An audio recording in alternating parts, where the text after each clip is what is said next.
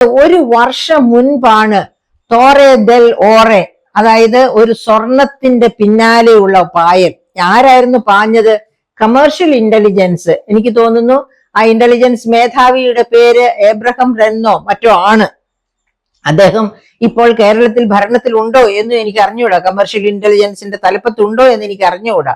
അദ്ദേഹം ഒരു രാത്രി 700-ലധികം സബോർഡിനേറ്റ്സിനെ കൂട്ടി നമ്മൾ പോകുന്നത് ഒരു പിക്നിക് പോകുന്നു എന്ന രീതിയിലാണ് അദ്ദേഹം 700-ലധികം, അദ്ദേഹത്തിന്റെ കൂടെയുള്ള 2-3 ഉയർന്ന ഉദ്യോഗസ്ഥർക്ക് അറിയാമായിരുന്നു.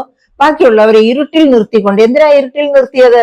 അവരെ ഇരുട്ടിൽ നിർത്തിയത് ആരും വഴിയായിട്ട് സ്വർണ മാഫിയ അറിയരുത്, ഈ സ്വർണ മാഫിയക്കെതിരെയുള്ള ഒരു പോക്കാണ് ഈ പോകുന്നത് എന്ന്. അതിനു വേണ്ടിയാണ് സമർത്ഥനായ ആ ഉദ്യോഗസ്ഥൻ എല്ലാവരെയും ഇരുട്ടിൽ നിർത്തിക്കൊണ്ട് പിക്നിക്കിന് പോകുന്നത് പോലെ തൃശ്ശൂരുള്ള ഒറ്റ ഗോൾഡ് മെർച്ചന്റിനെയാണ് അന്ന് നോക്കിയത്. 104 കിലോ സ്വർണം, ഒരു റെക്കോർഡും ഇല്ലാതെ സൂക്ഷിച്ചിരുന്ന, പാത്തു വെച്ചിരുന്ന 104 കിലോ സ്വർണം. അതിനേക്കാൾ പിന്നെയും കാണുമായിരിക്കും, ഏതായാലും കണ്ടെത്തി. 104 കിലോ സ്വർണം ഉണ്ടെങ്കിൽ എത്രയായിരം കോടിയുടെ സ്വർണമാണ് അത്. ഈ വില 64,000 ഒക്കെ നിൽക്കുന്ന സമയത്താണ് ഇത് നടത്തിയത്. അപ്പൊ ആ സ്വർണം, അത്രയും സ്വർണം ഒറ്റ വ്യാപാരിയിൽ നിന്ന് കണ്ടെത്തി എന്ന് പറയുക.